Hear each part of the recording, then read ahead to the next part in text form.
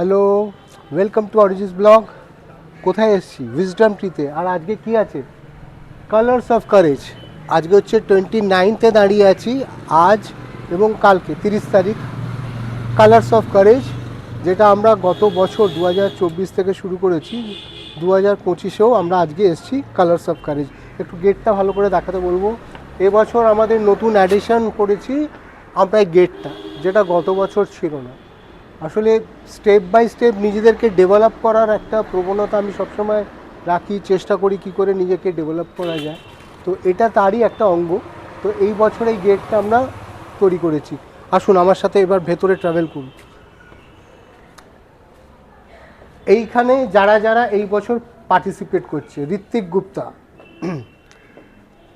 রঞ্জন কুর্মী। রঞ্জন কুর্মী গত বছরও ছিল, আবার এই বছরও ব্যাক করেছে। অর্পণ সর্দার, অর্পণ গত বছরও ছিল, এবছরও আবার ব্যাক করেছে। দেবরাজ চ্যাটার্জি, দেবরাজও গত বছর ছিল, এবছরও ব্যাক করেছে। বিনায়ক ভট্টাচার্য, বিনায়ক ভট্টাচার্য ও এই বছরে আসছে। বিনায়ক। রূপসা মণ্ডল, ও এই বছরে, ও এই 2025-এই ও শক্তি সম্মান পেয়েছে। এবং এরা প্রত্যেকেই, যাদের দেখছেন এই ছজন, তারা প্রত্যেকেই শক্তি সম্মান অ্যাওয়ার্ড উইনার।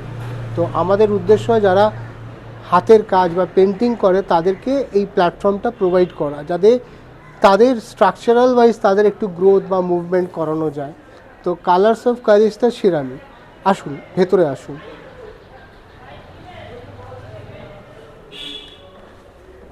এখানে দেখতে পাচ্ছেন এই ধরনের কাজকে সারা বছর যারা আমাকে সাপোর্ট করে তারা আপনাদের সবাইকে ওয়েলকাম জানাচ্ছে। এদের ছাড়া আমরা কখনোই কোনো কিছু কমপ্লিট করতে পারবো না, একবার দেখাতে বলবো। তো যারা অরিজিৎ অফিসিয়ালের পাশে সারা বছর থাকে তাদেরকে দেখতে পাচ্ছেন এই স্ট্যান্ডি ফ্লেক্সটায়। আসুন ভেতরে। মোটামুটি আমরা এখন একটা প্রিপারেশনের জায়গায় পৌঁছে গেছি, মানে বলতে পারেন এখন আজকে 29 তারিখ, এখন ঠিক 2:05 বাকি। মোটামুটি অর্পণ সর্দারের স্ট্রাকচার এটা। তো এক্সিবিশনের ওপেনিং হবে 3টের সময়। এটা হচ্ছে অর্পণ সর্দারের স্ট্রাকচার, অর্পণের ছবি এতটা আছে। এরপরে আছে রঞ্জন কুর্মী। রঞ্জন কুর্মী এবছর যে ছবিগুলো ডিসপ্লে করেছে, এবং ওরা প্রত্যেকেই প্র্যাকটিক্যালি বসে এখানে কাজ করবে, সেটাই হচ্ছে একটা বিশেষত্ব, প্র্যাকটিক্যালি কাজ করাটা। এইখানে আছে ঋত্বিক গুপ্তা। ঋত্বিকের এখানে ছবি আছে, ও আসবে, যেহেতু 3টে ওপেনিং, সবাই 3টের সময় এসে পৌঁছবে।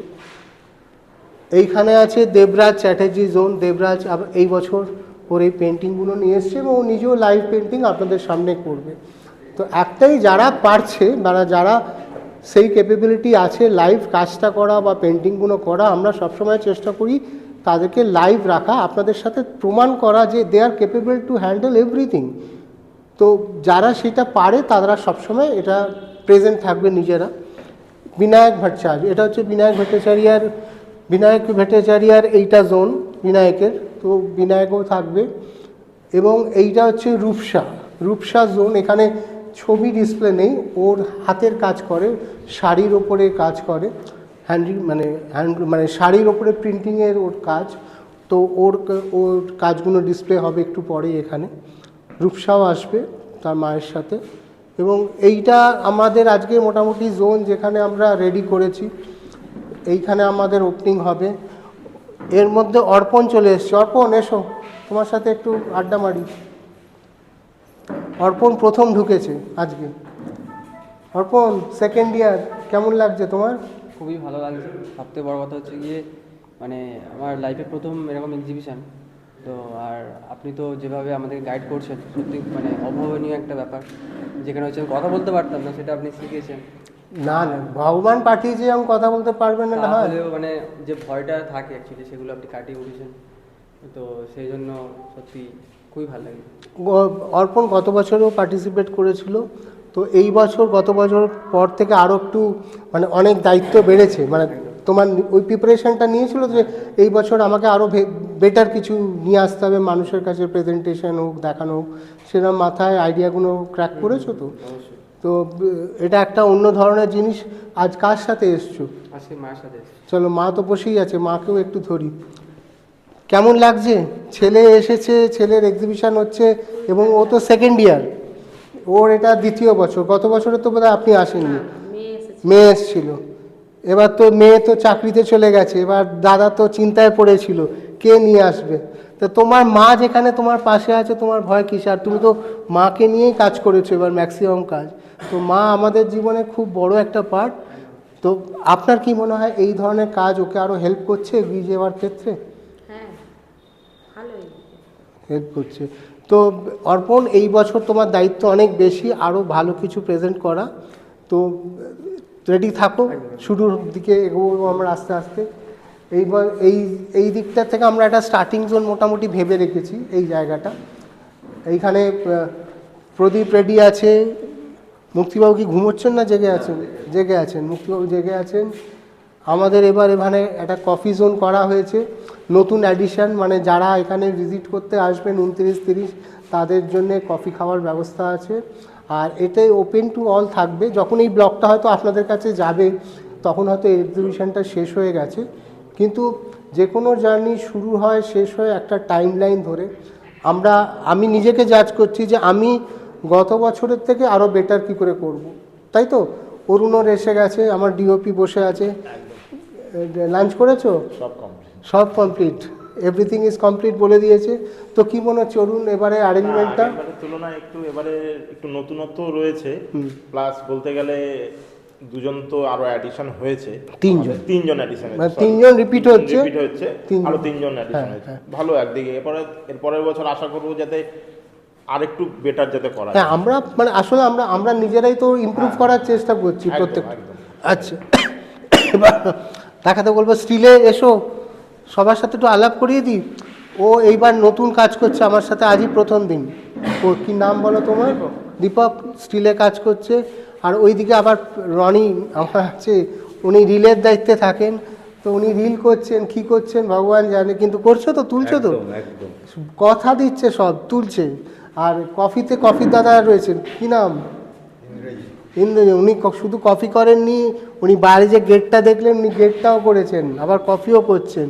তো মুক্তিবাবু এদিকে আসুন, আপনার সাথে একটু কথা বলি।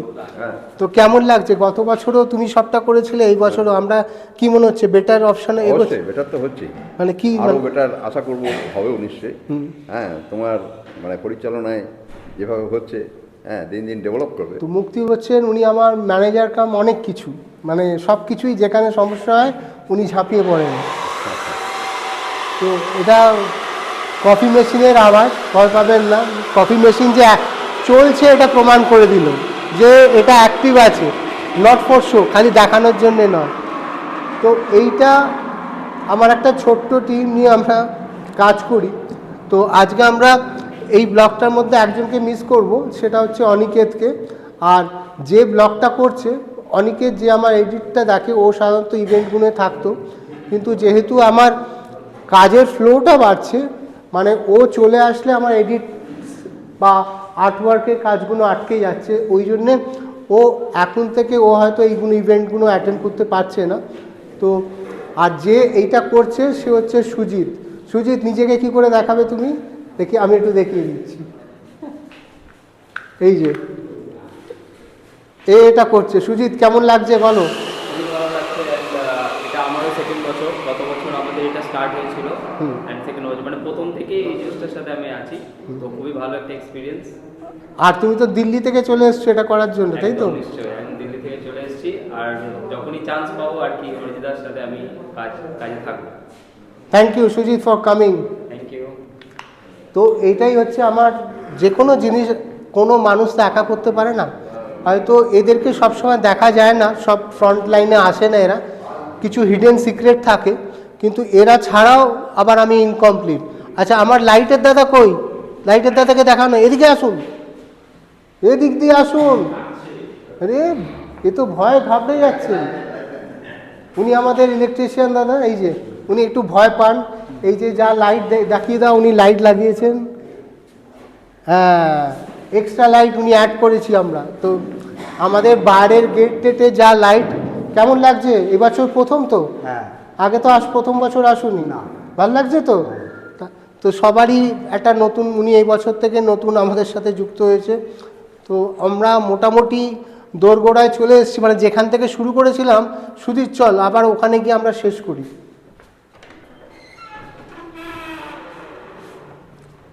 তো কেমন লাগছে বা কেমন লাগলো ইভেন্টের নানা ধরনের ব্লগ নিয়ে আসবো, মানে পুরো সেশনটায় যদি আমি পারি, আমি কথা দিচ্ছি না, যদি পসিবল হয় ব্লগটা ছাড়া যায় আমি চেষ্টা করব কালকে ছেড়ে দিতে।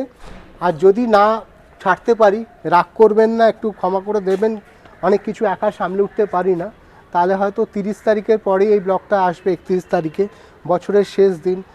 সারা বছর অনেক কিছু করেছি, শক্তি সম্মান, দুর্গা সম্মান, স্টার্টআপ বিলিয়ন্স অ্যাওয়ার্ড, কিন্তু বছরটা শেষ করছি এই কালার্স অফ কারেজ দিয়ে। আগামী বছরটা 2026টা আপনাদের সবার খুব সুন্দর কাটুক, ভালো কাটুক, আপনাদের জীবনে উন্নতি হোক, গ্রোথ হোক, ভালো ভালো কাজকে আপনারা পাশে থাকুন, সাপোর্ট করুন, আর আমাকে সাপোর্ট করবেন আর আশীর্বাদ করবেন আমিও যেন ভালো কিছুর মধ্যে নিজেকে ইনভলভ করতে পারি। ভালো থাকুন, সুস্থ থাকুন, দেখা হচ্ছে পরের ব্লগে।